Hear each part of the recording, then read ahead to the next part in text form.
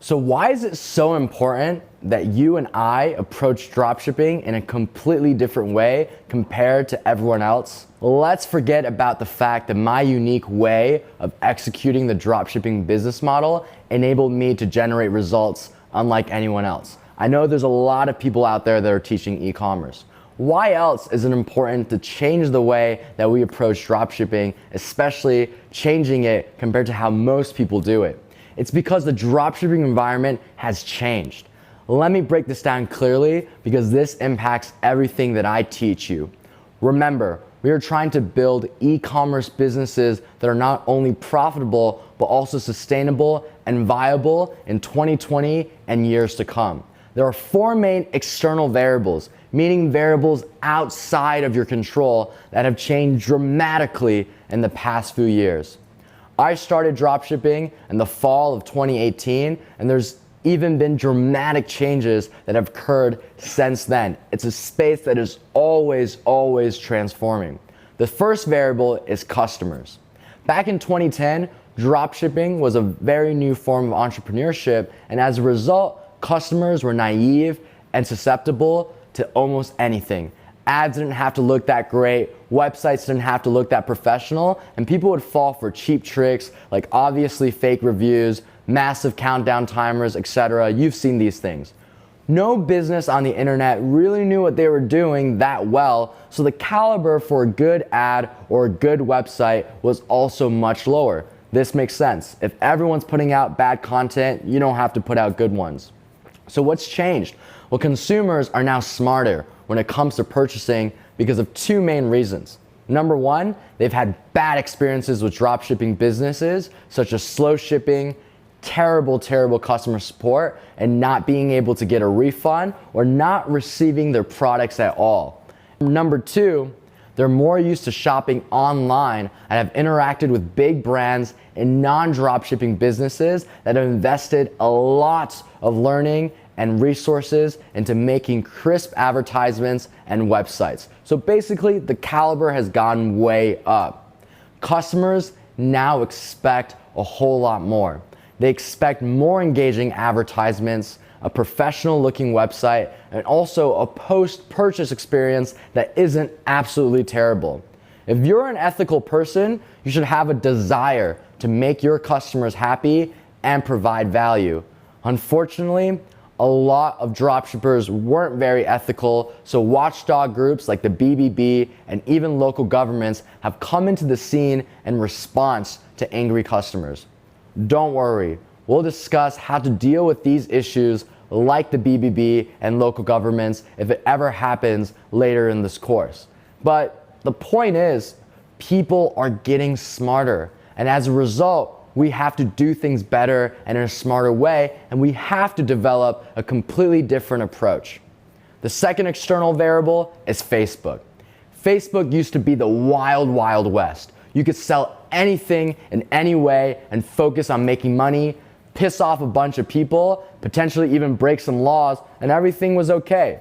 Facebook back then was focused on growing its revenue and advertising platform, so they were pretty lenient. They allowed everyone to use their platform. But as you can imagine, they got kicked in the butt for these lenient policies, are now cracking down. The two main areas that you have to worry about are intellectual property or copyright violations and customer feedback. I'll talk about these things more extensively later because I want you guys to be safe. But for now, just know that you aren't allowed to use any copyrighted content or sell any copyrighted products, purposely or on accident. Both situations will not only get your ad account banned, but your Facebook business account banned as well. This is literally your personal Facebook account. Enjoy explaining to friends and family why you're no longer on Facebook. On the customer feedback end, Facebook currently will send out surveys to a random sample of customers that buy from you on a weekly basis and compile a feedback score for your business.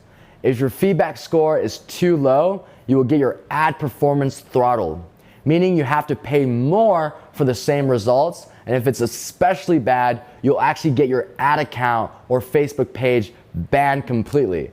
Imagine that. You piss customers off and you aren't even able to advertise anymore. The third external variable is payment processors.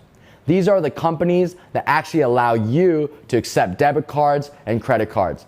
PayPal is an example of a payment processor, and so is Shopify Payments and Stripes. Don't worry, these names will become very familiar as you progress throughout this course and in dropshipping. In response to dropshippers absolutely treating customers like crap for years, payment processors received a lot of pressure to also crack down. I'll talk about them in more depth later on, but just know that if you're a bad merchant that pisses off a bunch of customers, you will get your money put on hold, meaning you can't access it, and you won't get paid for products you sell, even though you've already paid the advertising costs and the cost of goods sold. Furthermore, you can even get banned from processing payments altogether. I know a lot of individuals that have gotten banned for as long as 5 years from ever processing payments on the internet. The fourth external variable is competition. As you can imagine, more and more people are coming into dropshipping and e-commerce. Outside of dropshipping, big companies are also upping their digital game and spending more and more money online than ever before. So what does this mean for you? Well, Facebook has gotten more expensive than before, meaning you've got to know what you're doing to start seeing good results. Don't worry, because I've got you covered. I'm gonna go in depth on Facebook ad strategy. Furthermore, a lot of dropshippers are constantly on the prowl for searching for products to sell on AliExpress and content to use for their business. So what do all of these factors and challenges mean for you and me as we approach this business model? Well, we've got to figure out a way to run the dropshipping business model that keeps customers happy, keeps Facebook happy, keeps payment processors happy, and is robust in this ever-changing competitive environment. Lucky for you, I figured exactly that, and that's how I've been able to get my results. You're in the right place. I've designed this course to be up to date as of 2020, and I'll continue to update its content as things may change. In the next few lessons, we'll discuss the popular ways people are dropshipping the wrong way right now, and how I approach this business model in a completely different way.